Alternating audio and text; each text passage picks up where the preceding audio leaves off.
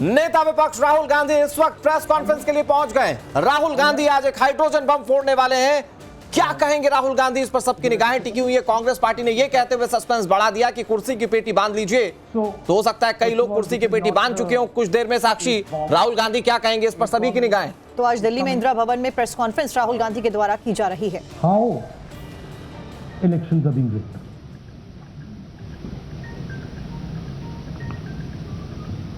So I'm going to make a claim here, very strong claim, about CEC Gyanesh Kumar. And this is not something I'm saying lightly. I'm the leader of the opposition in the Lok Sabha. This is something I'm saying after solid proof that I'm going to show you, the youth of India, the people of India today. Proof that is black and white, absolutely clear, that the Chief Election Commissioner of India is protecting the people who have destroyed Indian democracy. I'm also going to show you the method by which votes are being added and deleted, and I'm going to show you how they are done, how that is done.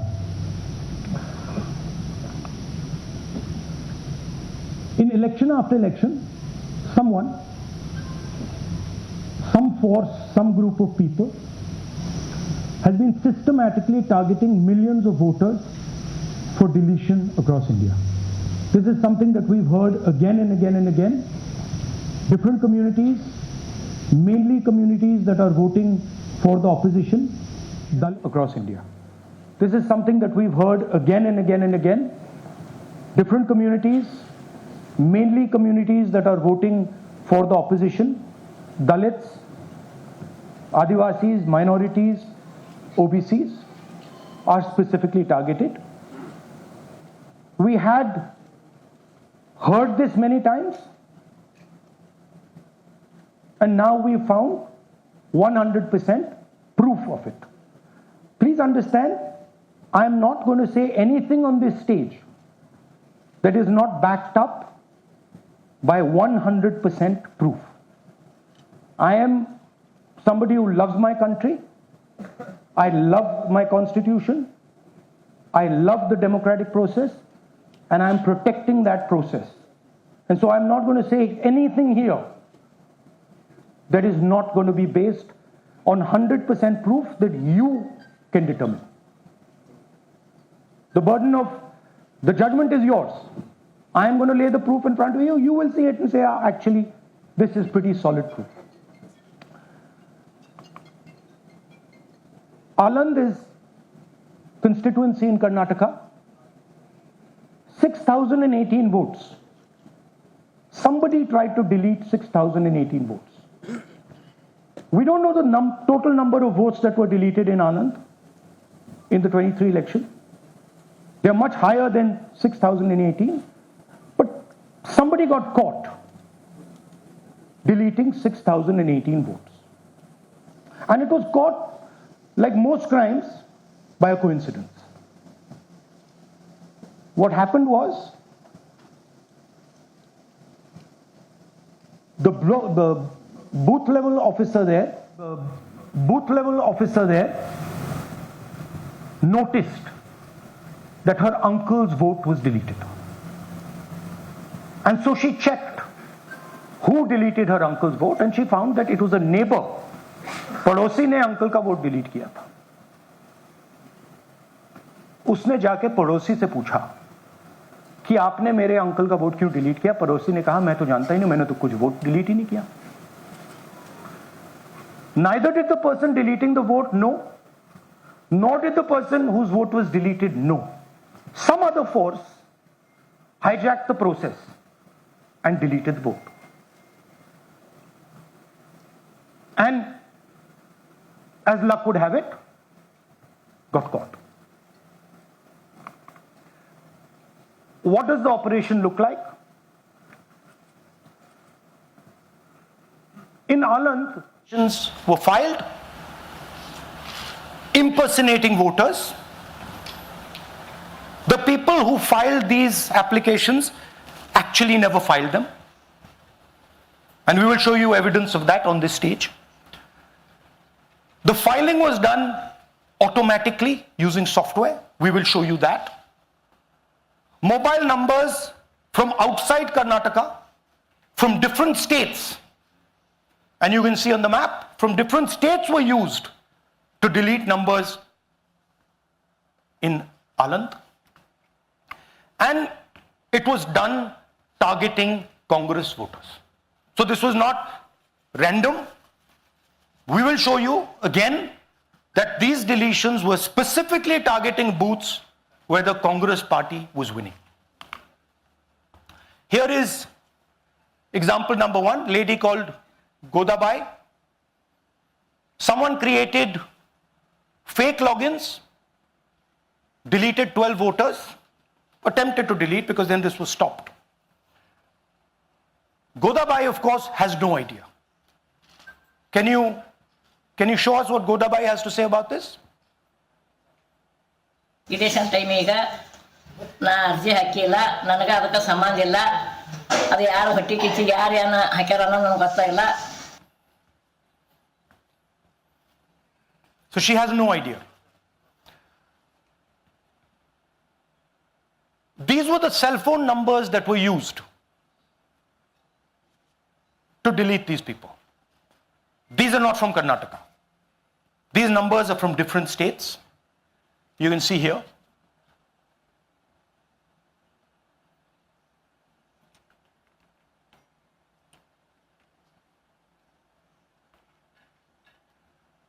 So the question is,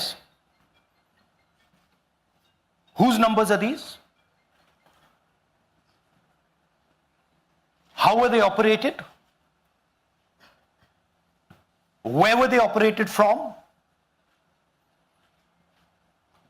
Who generated the OTPs to disturb the process? Now, these are questions that arise out of this. Here's example 2, Suryakant. This gentleman apparently deleted 12 voters in 14 minutes. He filled 12 deletion forms in 14 minutes. I'd like you to meet him. He's here. That's one of the people. That's one. Namaskar bhi aiye. Babita Chaudhary is one of the votes that he is supposed to have deleted. Aiye bhaiya. He is supposed to have deleted. This is the gentleman. ये इनका vote delete किया जा रहा था. ये कर रहे थे. इनसे आप पूछिए. बताइए. That's our candidate. हाँ. कन्नड़ा में बोलिए. ನನ್ನ ಹೆಸರು ಸೂರ್ಯಕಾಂತ್ ಗೋವಿನ. ನಾನು ಸರ್ಸಂಬ ಗ್ರಾಮದಲ್ಲಿ ಇದ್ದೆ. ನನಗೆ ನಾಲೆಜ್ ಇಲ್ಲದೆ ನನ್ನ ಹೆಸರು ಮೇಲೆ 9 ಜನರ ಲಿಸ್ಟನ್ನು ಡಿಲೀಟ್ ಮಾಡಿದ್ದಾರೆ. ಅದು ಯಾಕಂತ ಇವರು ನನಗೆ ಬಂದು ಕೇಳಿದರು, ನಮ್ಮ ಹೆಸರು ನೀವು ಯಾಕೆ ಡಿಲೀಟ್ ಮಾಡಿದ್ರಿ ಅಂತ. ಅದಕ್ಕೆ ನಾನು ನಮ್ಮ ಸಾಹೇಬ್ರಿಗೆ ಹೇಳಿದೆ, ನಾನು ಡಿಲೀಟ್ ಯಾರಿಗೂ ಮಾಡಿಲ್ಲ, ಅಪ್ಲಿಕೇಶನ್ ಕೊಟ್ಟಿಲ್ಲ, ಆದರೂ ಡಿಲೀಟ್ ಆಗ್ಯದ ಅದು ನೋಡ್ರಿ ಅಂತ. ಹಾಗಾಗಿ ತಹಶೀಲ್ದಾರ್ಗೆ ಹೋಗಿ ಕಂಪ್ಲೇಂಟ್ ಕೊಟ್ವಿ. ಮತ್ತು ಕಮಿಷನರ್ ಇದು ನಮ್ಮ ಜಿಲ್ಲಾ ಎಲೆಕ್ಷನ್ಗೆ ಒಂದು ಇದಕ್ಕೆ ಕಂಪ್ಲೇಂಟ್ ಕೊಟ್ವಿ. ನನ್ನ ಹೆಸರು ಮೇಲೆ 12 ಜನರದು ಡಿಲೀಟ್ ಮಾಡಿದ್ದು ನಿಜ ಇರ್ತದೆ. थोड़ा ट्रांसलेट कर लीजिए.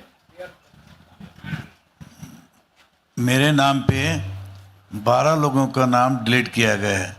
हालांकि मुझे मालूम नहीं, मैं कभी किसी को मैसेज भेजा भी नहीं, मैं बुलाया भी नहीं.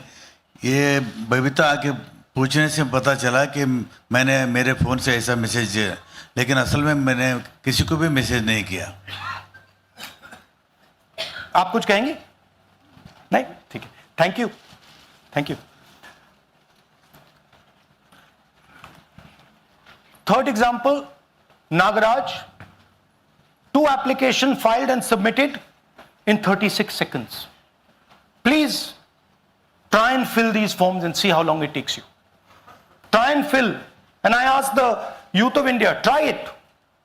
Try and fill the form, 2 forms in 36 seconds, you'll see the answer to this question. Notice also what time this gentleman fills the form. For some reason, he gets up at 4:07 in the morning and suddenly fills 2 forms in 38 seconds.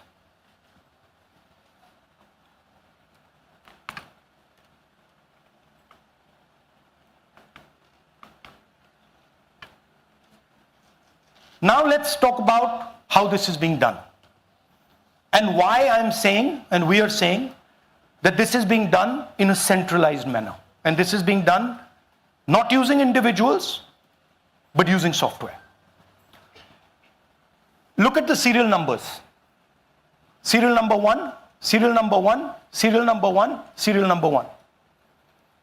Serial number 1 means that this is the first person whose name, this is the first name in the booth. So a software is picking up the first name in the booth and using it to delete voters. So someone ran an automated program that ensured the first voter of the booth was the applicant. That same person got cell phones from outside the state, used them to file the applications. And we are pretty certain that this was done in a centralized manner and it was done at scale. This was not done in a, at a worker level. This was done at a call center level. Okay? Targeted deletions in strong Congress booths. The top 10 booths with maximum deletions are Congress strongholds. Congress won 8 other 10 booths in 2018. This was not a coincidence. This is a planned operation. Now, let's come to why I'm making such a direct accusation about this gentleman, Gyanesh Kumar. There is an ongoing investigation on this matter in Karnataka. The CID of Karnataka has sent 18 letters in 18 months. 18 letters in 18 months to the Election Commission. And they have asked the Election Commission for some very simple facts. Number 1, give us the destination IP from where these forms were filled. Number 2, give us the device destination ports from where these applications were filed. And number 3, most important, give us the OTP trails, because when you file, you have to get an OTP. 18 times in 18 months. The CID of Karnataka has written to the Election Commission for this. And they are not giving it. Why are they not giving it? Because this will lead us to where the operation is being done from. And we are absolutely convinced where this is going to lead. I'll give you a little bit of the chronology. FIR is filed February 23. Karnataka CID writes to ECI requesting all details of these numbers and these transactions almost immediately in March. In August, EC gives a reply, doesn't fulfill any of the demands, and doesn't give us the information. Doesn't give the CID of Karnataka the information that will lead them to their destination. January 24, Karnataka CID writes to ECI again and says, please send us full information. No answer. Karnataka CID by September 25, last letter went in September 25, has written 18 reminder letters. While this is going on, the CEC of Karnataka writes to the Election Commission in Delhi and says there is a matter. Please provide this information. And the CC of Karnataka multiple times asks the Election Commission. No answer. Now this is absolute solid proof that Gyanesh Kumar is protecting the people who are doing this.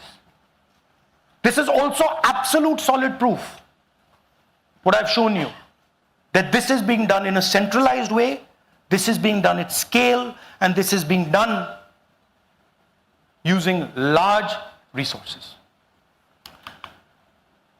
Question is, who is the someone? And the answer is with the EC today. The Election Commission of India knows who is doing this. And I want every single youngster in India to know that they are attacking this. And this is your future. When they are not giving this information, they are defending the murderers of our democracy. And it is important that every youngster knows this. Your jobs, your future, your aspirations all come from this instrument. And the Chief Election Commissioner, Mr. Gyanesh Kumar, is not telling the CID of Karnataka who is doing this. This is not an isolated case. There are many such cases. Here is another one. Maharashtra, Rajora, same idea. 6,850 targeted voters added. Anand we caught deletions, Rajora we caught additions. But the basic idea is the same. Phones from outside, people who are supposed to have added voters don't know that they've added voters, people who have deleted voters don't know that they've deleted voters. You can see, you might remember that, those names there, JW, JW, JW, JW from the last presentation. Same model. So it's the same system that is doing this. It's doing it in Karnataka, it's doing it in Maharashtra, it's done it in Haryana, it's done it in UP, and we have proof of all of it.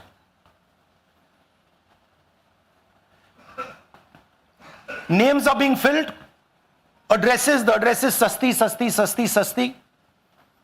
Name is UQ, JJW.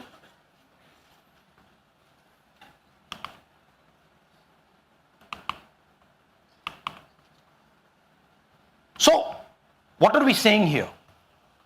That the Chief Election Commissioner of India, Gyanesh Kumar, needs to stop protecting the people who are destroying Indian democracy. We have given you 100% bulletproof proof here. It cannot be doubted. You have seen it with your own eyes.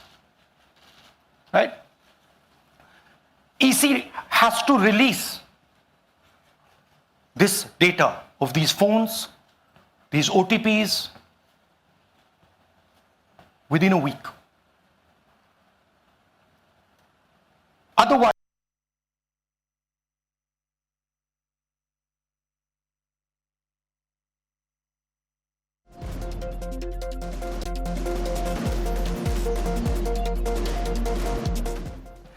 देखिए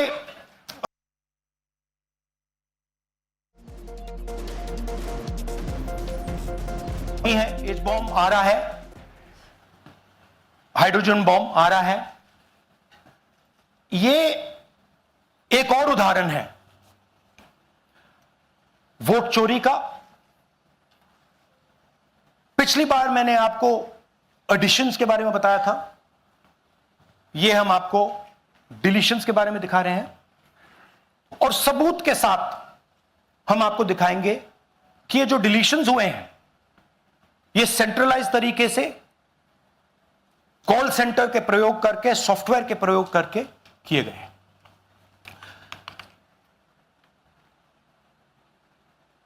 हमारे पास इस presentation में जो मैंने आपको अभी दिखाया, 100% सबूत है, प्रूफ है कि ज्ञानेश कुमार जी हिंदुस्तान के चीफ इलेक्शन कमिश्नर वोट चोरों की रक्षा कर रहे हैं। और यह मैं आपको अभी दिखाने जा रहा हूं। हर इलेक्शन में हमें रिपोर्ट आती थी कि वोटर्स डिलीट हो रहे हैं, कांग्रेस वोटर्स डिलीट हो रहे हैं, ऑपोजिशन के वोटर्स डिलीट हो रहे हैं, दलित वोटर्स डिलीट हो रहे हैं, आदिवासी हो रहे हैं, माइनॉरिटी वोटर्स डिलीट हो रहे हैं, ओबीसी वोटर्स डिलीट हो रहे हैं। मगर जब डिलीट होते हैं ऑपोजिशन के ही होते हैं। कर्नाटक में आलंद कंस्टिट्यूएंसी है, यहां पे चोरी पकड़ ली, कोइंसिडेंस से पकड़ी। वहां की जो बीएलओ थी उसने देखा कि उसके रिश्तेदार को डिलीट कर दिया गया था। जैसे चोरी पकड़ी जाती है, कोई छोटी सी गलती हो जाती है, हाथ आ जाती है। अलंद में 6018 वोटर्स डिलीट हुए, उसमें से इनकी रिश्तेदार थे। उन्होंने पता लगाया कि मेरे रिश्तेदार को डिलीट किसने किया। पता लगा कि पड़ोसी ने रिश्तेदार को डिलीट किया। बीएलओ ने जाके पड़ोसी से पूछा कि भाई आपने मेरे रिश्तेदार को क्यों डिलीट किया। पड़ोसी ने कहा मैंने तो नहीं किया। बीएलओ सस्पिशियस हो गई, शक पड़ा, उसने प्रोसेस चालू कर दी।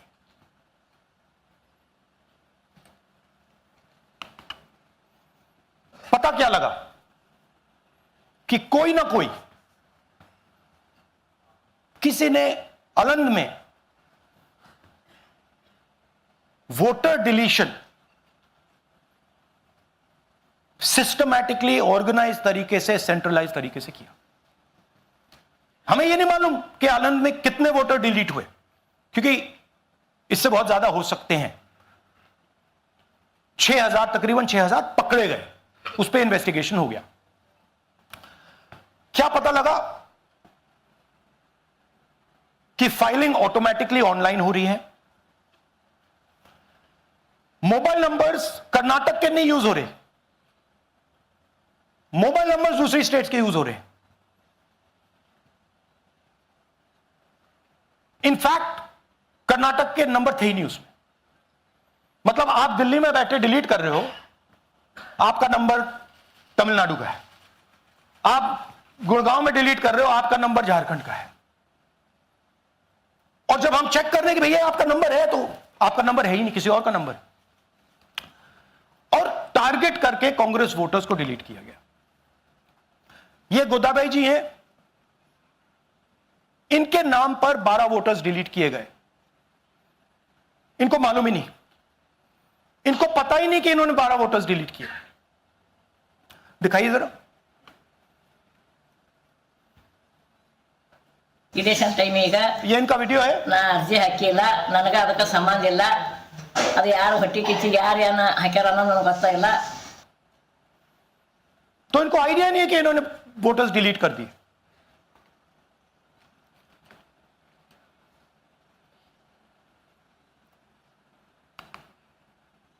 ये सारे के सारे जो नंबर्स हैं, ये कर्नाटक के नंबर्स नहीं है, ये अलग अलग स्टेट्स के नंबर्स हैं। और इन नंबर्स को आप फोन करके देखिए, रिप्लाई नहीं आता है।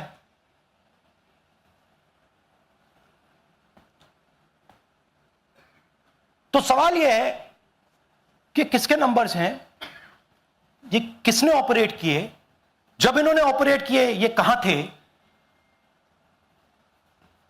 आईपी एड्रेस क्या था, ओटीपी कैसे जनरेट हुआ, कहां गया, यह सवाल है।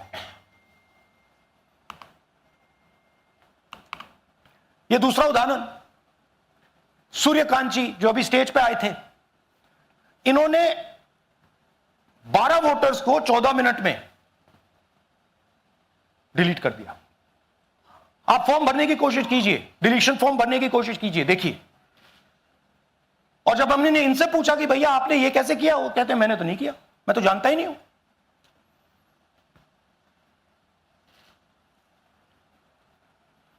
बबीता चौधरी जी का इन्होंने एक नाम डिलीट किया, यहां खड़ी हैं बबीता जी, यहां है सूर्यकांत जी, यहां है, आ जाइए जरा स्टेज पे, 1 सेकंड आ जाइए। ये दोनों खड़े हैं यहां पे, सूर्यकांत जी, बबीता जी। इनको मालूम ही नहीं कि इन्होंने डिलीट किया। Thank you. नागराज जी, इन्होंने 2 एप्लीकेशन 36 सेकंड में फाइल कर दी है। और मजे की बात देखिए, ये 4 बजे सुबह उठ के फाइल कर रहे हैं। पता नहीं क्या हुआ, 4 बजे सुबह कहा कि भैया मैं 2 वोटर को डिलीट करूंगा, और कितने 36 सेकंड में डिलीट कर दिए, फिर सो गए।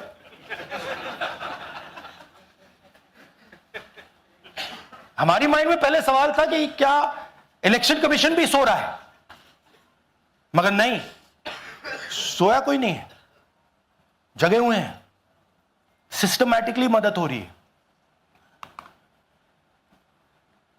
यह देखिए दूसरी बात, जो भी डिलीट कर रहा है वोटर लिस्ट में उसका सीरियल नंबर 1 है।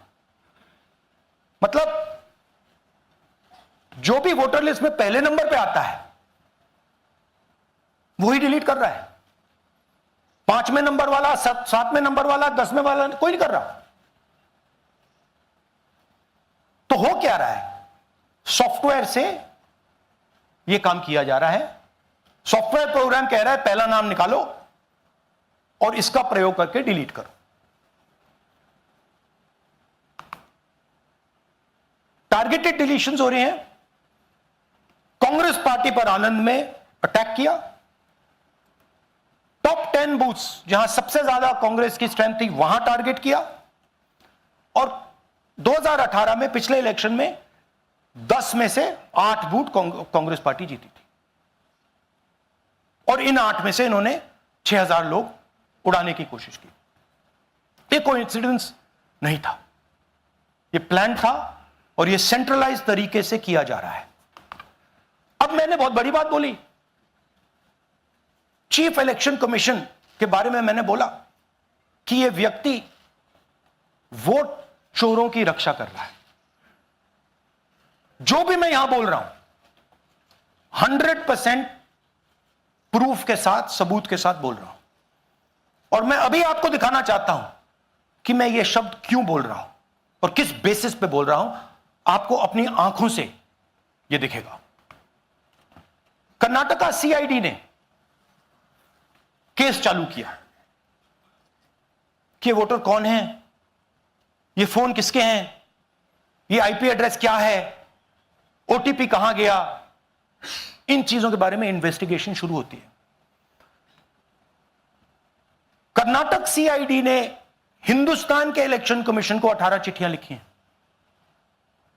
हमें आप ये इंफॉर्मेशन दीजिए, बिल्कुल क्लियर है, डेस्टिनेशन आईपी दीजिए, डिवाइस डेस्टिनेशन पोर्ट दीजिए, ओटीपी ट्रेल्स दीजिए, फोन नंबर्स दीजिए, फोन नंबर्स के मालिकों के नाम दीजिए। क्लियरली पूछा है, नो आंसर। 18 चिट्ठी CID Karnataka, no answer from chief election commissioner, no answer from election commission. Timeline देखिए,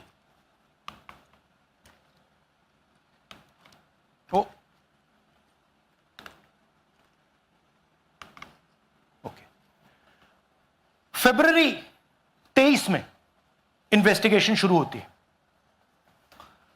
मार्च 23 में कर्नाटका सीआईडी चिट्ठी लिखती है ईसीआई को कि हमें सारे डिटेल्स दे दीजिए।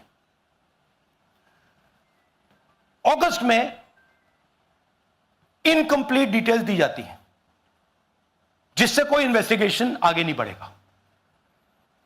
जिन चीजों की जरूरत थी वो नहीं दी, जिसकी जरूरत नहीं थी वो सारी दे दी। पहला सबूत। दूसरा सबूत, 18 बार रिमाइंडर लेटर गए हैं। आपको अगर सीआईडी एक बार लेटर भेज दे और आप नहीं गए, आप जानते हो क्या होगा। यहां पे इलेक्शन कमीशन को 18 बार लेटर गए हैं, कुछ नहीं हुआ है। बाद में क्या होता है, कर्नाटक ईसी इलेक्शन कमीशन को लिखता है, कहता है भैया हमें दे दीजिए, आपको इंफॉर्मेशन देना पड़ेगा। No reply. मार्च 25 में आखिरी लेटर सितंबर में गया है, कुछ ही दिन पहले। No reply from EC. यह है सबूत कि ज्ञानेश कुमार जी वोट चोरों की रक्षा कर रहे हैं, और यह ब्लैक एंड व्हाइट सबूत है, इसमें कोई कंफ्यूजन नहीं है कहीं।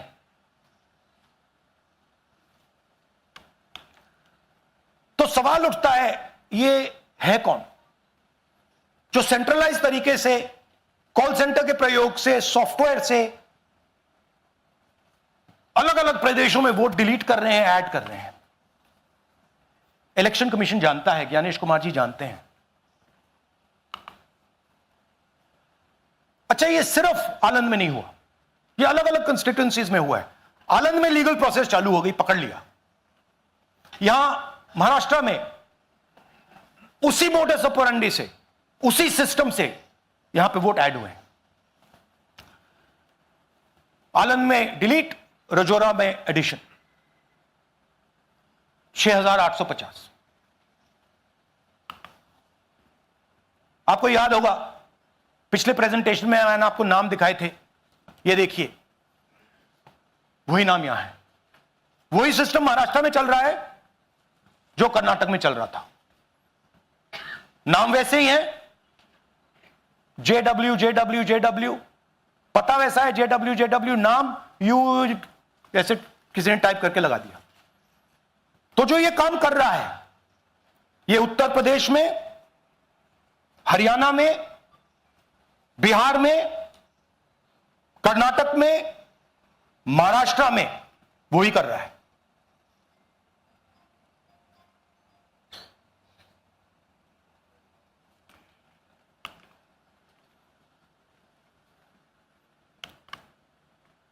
तो हमारी डिमांड है, ज्ञानेश कुमार जी, आप अपना काम कीजिए।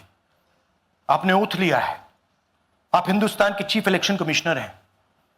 आपसे कर्नाटक की CID सबूत मांग रही है। आप कर्नाटक की CID को यह सबूत 1 सप्ताह के अंदर दे दीजिए, नहीं तो पूरा हिंदुस्तान के सारे युवा इस बात को एक्सेप्ट करेंगे कि आप हिंदुस्तान के कॉन्स्टिट्यूशन, हिंदुस्तान के संविधान की हत्या में शामिल हो, हिंदुस्तान के संविधान की रक्षा नहीं कर रहे हो, और वोट चोरों की आप मदद कर रहे हो।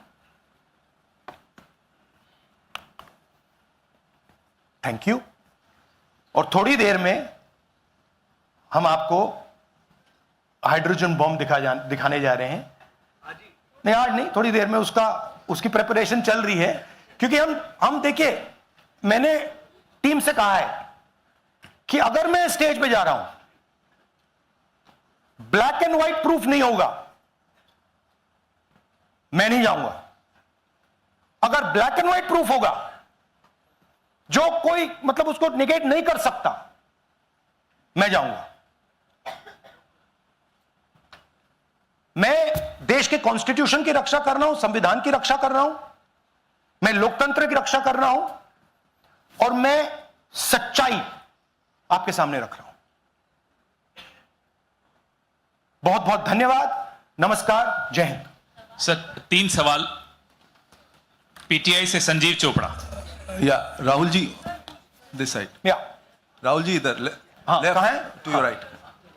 हाँ, हेलो। राहुल जी, आज आपने नया खुलासा किया है कि कैसे वोट चोरी हो रही है। आपने पहले भी महादेवपुरा के बारे में बताया कि कैसे एडिशंस हो रही हैं, अब आपने बताया कैसे डिलीशंस हो रही हैं।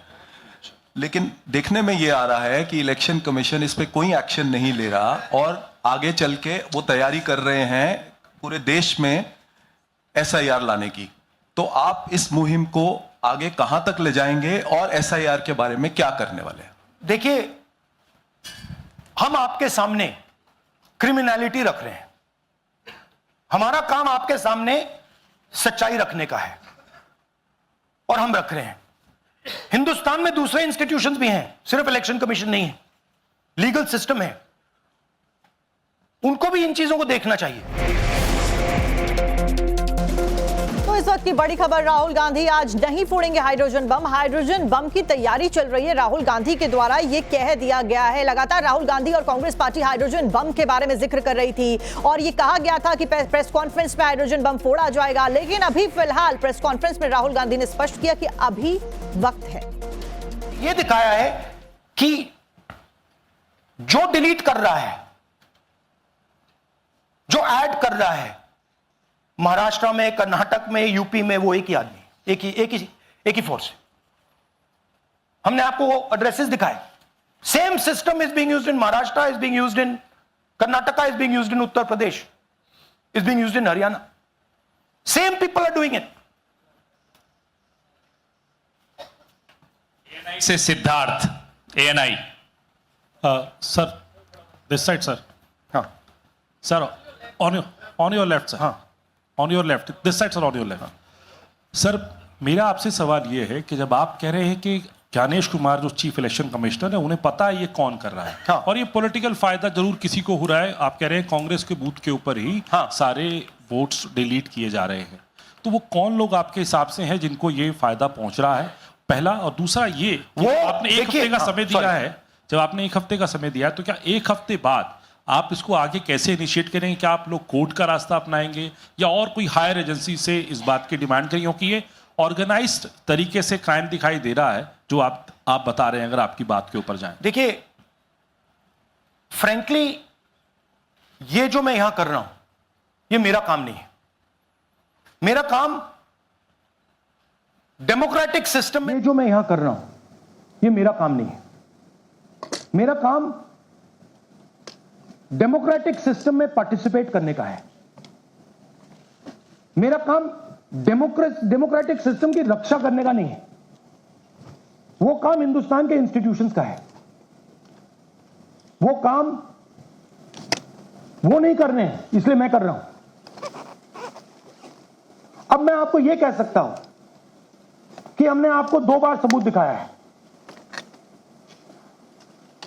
और जब हम ये प्रेजेंटेशन खत्म करेंगे, इसमें लगेंगे 2-3 महीने, जब हम ये खत्म करेंगे, आपके माइंड में कोई डाउट नहीं होगा कि हिंदुस्तान में state after state, Lok Sabha after Lok Sabha चोरी हो रही है। तो मेरा काम सच्चाई दिखाने का है। मैं हिंदुस्तान की जनता को, हिंदुस्तान के युवाओं को सच्चाई दिखा सकता हूं। यह मेरा काम है। उनकी जो इंटरेस्ट है, क्योंकि ये जो कॉन्स्टिट्यूशन है, ये हिंदुस्तान की जनता का रखवाला है, प्रोटेक्टर है, और मैं इसकी प्रोटेक्शन कर रहा हूं।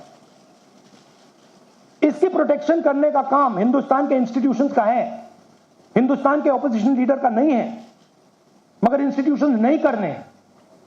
अच्छा, एक इंटरेस्टिंग बात आई है जो मैं आपको बताना चाहता हूं कि इलेक्शन कमीशन के अंदर से हमें मदद मिलनी शुरू हो गई है। मैं साफ बोल देता हूं, इलेक्शन कमीशन के अंदर से, पहले नहीं हो रहा था, अब इलेक्शन कमीशन के अंदर से इंफॉर्मेशन आ रही है। यह रुकेगा नहीं, यह रुक नहीं सकता है, क्योंकि हिंदुस्तान की जनता इस बात को एक्सेप्ट नहीं करेगी। एक बार हिंदुस्तान की जनता को, हिंदुस्तान के युवाओं को पता लग गया कि वोट चोरी हो रही है, उनकी शक्ति लग जाएगी।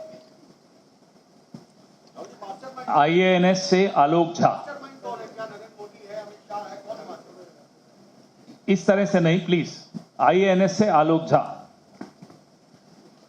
वो भी मैं आपको दिखा दूंगा, वो भी मैं आपको प्रूफ के साथ दिखा दूंगा, है हमारे पास। राहुल जी, हाइड्रोजन बॉम्ब में ब्लैक एंड व्हाइट है। मैं फाउंडेशन लगा रहा हूं, मैं फाउंडेशन क्रिएट कर रहा हूं, है हमारे पास। मैं इस स्टेज पे बिना प्रूफ के नहीं चढ़ूंगा, बता रहा हूं। राहुल जी, आपने कहा ऐसे ऐसे मत पूछिए please. Last question. Rahul ji, IANS से आलोक झा। राहुल जी इधर। आपने कहा आपके पास आलोक झा इधर सर। कहाँ हैं जी? हाँ, आपने कहा सर कि आपके पास पुख्ता सबूत है, ब्लैक एंड व्हाइट सबूत है, तो क्या अगर ईसीआई अभी जवाब नहीं देती है तो कोर्ट का रुख करेंगे, ये ऑप्शन है आपके पास, जाएंगे? देखिए, मैंने कहा कि मेरा काम as opposition leader. For more of such videos, do like, share and subscribe to ET Now Swadesh.